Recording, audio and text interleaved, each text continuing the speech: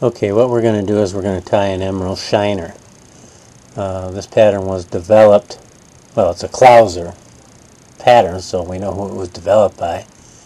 But the emerald shiner pattern was developed through a Don Matthews, a guide out of the Ohio and Pennsylvania Great Lake tributaries. And his thought behind this is to change it up and use material such as kid goat or something finer than your standard bucktail. So what we're using for this pattern is an Orvis 808 size 10. This is a down-eyed 1x strong, 4x long streamer hook. Any streamer hook you want. You can even use a straight eye streamer hook if you'd like. And then we're going to be using some polar fur. This is olive and then white. You could use gray and white, olive and white. Some are tied in red and white, or a rainbow pattern by using a Pentel marker in white. And then we're going to, for the sides, we're going to have some crystal flash in there, and then these are just dumbbell eyes.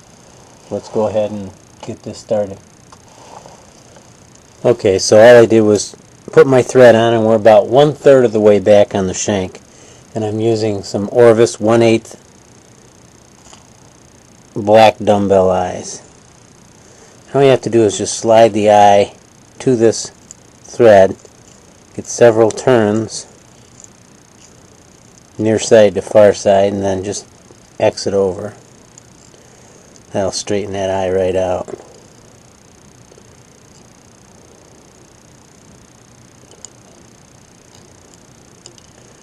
A couple more this way, and then we're just going to go around the top of the hook, pulling good and tight. That'll lock those eyes in.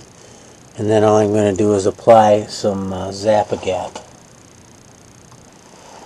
Okay, so what we've done is all we've taken is some fisherman's glue or Zap-A-Gap and did the eyes. Now we're going to take some of this polar fur out, and what I do is comb it out here,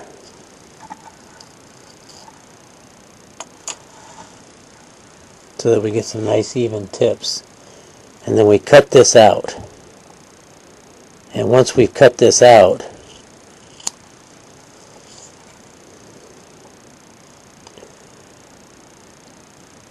you're going to get something to look like that. Well, what we do is we we pull out the under fur,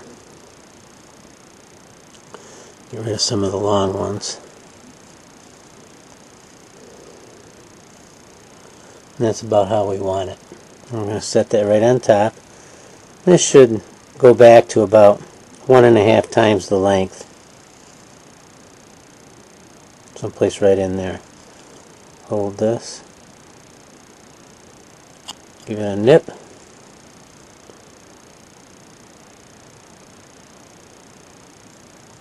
tie that down, come to the back of the eyes, and then just spiral. Trying to keep this stay on top of the hook, right about to the tip, and then advance it forward, and then come right in front of that clump. Alright, then we're going to tie in a little bit of crystal flash. I'm going to grab, I don't know, 3 or 4 strands. I'm going to wrap it around the hook, around the thread I should say. Oop.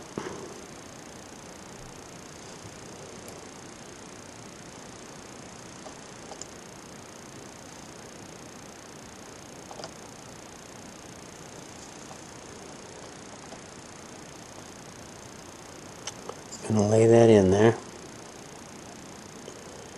and wrap that in. It should be equal to the length. Okay? Now, just for simplicity, I'm going to flip the fly over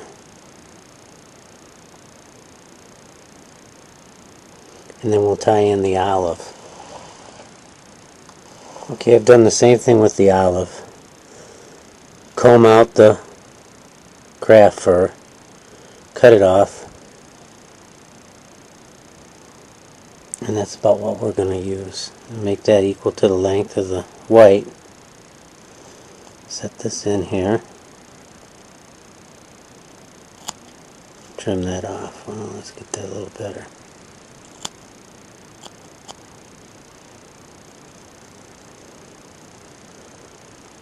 And all we're going to do is shorten up the thread, counterspin it a little bit so that we get it nice and straight. And I'm just going to hold on.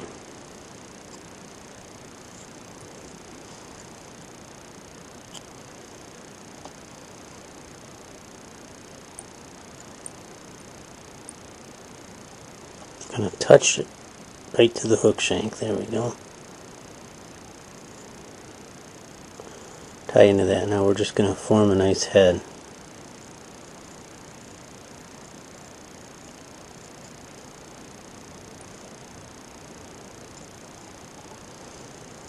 And then we can half hitch or whip finish, however you want to do it. Nice cone type head. Trim that off. And I'm just going to take and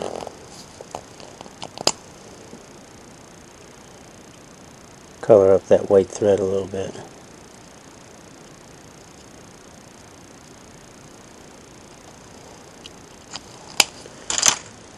Okay.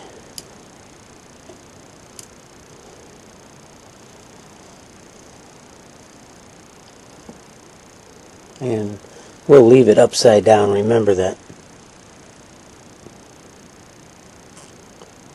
This is how it's going to be floating in the water. It's hard to get it back in the, put it back in upside down.